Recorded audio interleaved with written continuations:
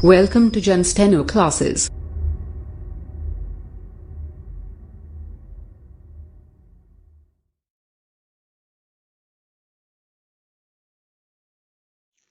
राजस्थान उच्च न्यायालय 80 शब्द प्रति मिनट हिंदी डिक्टेशन जीवनी डिक्टेशन अध्याय संख्या 37 रेडी स्टार्ट। बाल गंगाधर तिलक का जन्म 23 जुलाई 1856 को महाराष्ट्र के रत्नागिरी के एक चितपवन ब्राह्मण कुल में हुआ था। विराम। उनके पिता गंगाधर रामचंद्र तिलक संस्कृत के विद्वान और एक प्रख्यात शिक्षक थे। विराम। तिलक एक प्रतिभाशाली विद्यार्थी थे और गणित विषय से उनको खास लगाव था। विराम। बचपन से ही वे अन्याय के घोर विरोधी थे और अपनी बात बिना हिचक के साफ साफ कह जाते थे। विराम। आधुनिक शिक्षा प्राप्त करने वाले पीढ़ी के भारतीय युवाओं में एक तिलक भी थे।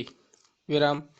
जब बालक तिलक महज 10 साल के थे तब उनके पिता का स्थानांतरण रत्नागिरी से पुणे हो गया।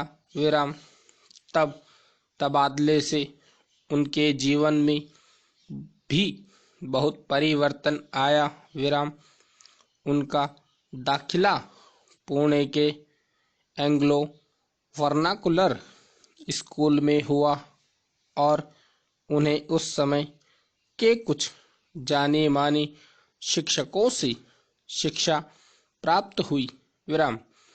पुणे आने के तुरंत बाद उनकी मां का देहांत हो गया और तब तिलक 16 साल के थे। तब उनके पिता भी चल बसे। विराम। तिलक जब मैट्रिकुलेशन में पढ़ रहे थे उसी समय उनका विवाह एक 10 वर्षीय कन्या सत्यभामा से करा दिया गया। विराम। मैट्रिकुलेशन की परीक्षा उत्तीर्ण करने के बाद उन्हें डेक्कन कॉलेज में दाखिला लिया। विराम।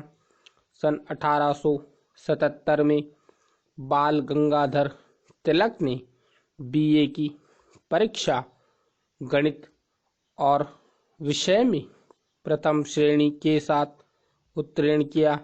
विराम।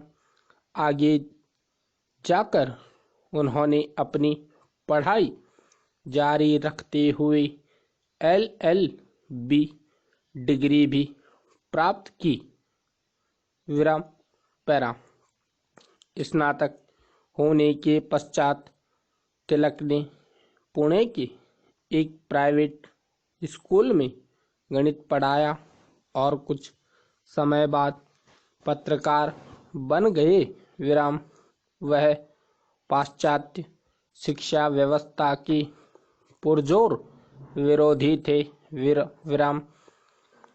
उनके अनुसार इससे न केवल विद्यार्थियों बल्कि कुछ भारतीय संस्कृति और धरोहर का अनादर होता है। विराम।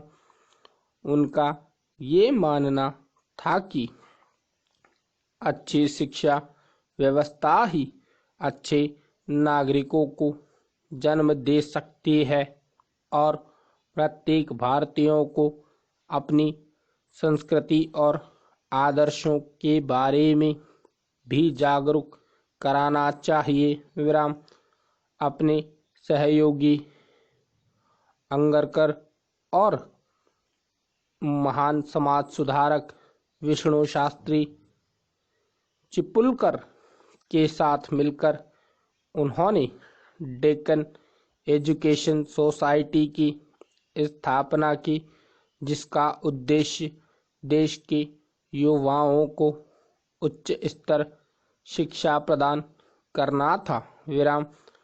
डेक्कन एजुकेशन सोसाइटी की स्थापना के पश्चात तिलक ने 2 साप्ताहिक पत्रिकाओं केसरी और मराठा का प्रकाशन शुरू किया। विराम।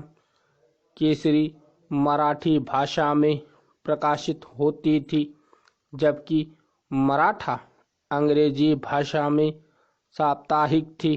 विराम। जल्द ही दोनों बहुत लोकप्रिय हो गए। विराम। इनके माध्यम से तिलक ने भारतीयों के संघर्ष और परेशानियों पर प्रकाश डाला। विराम। उन्होंने हर एक भारतीय से अपने हक के लिए लड़ने का आह्वान किया। विराम। तिलक अपने लेखों में तीव्र और प्रभावशाली भाषा का प्रयोग करते थे। विराम। स्टॉप।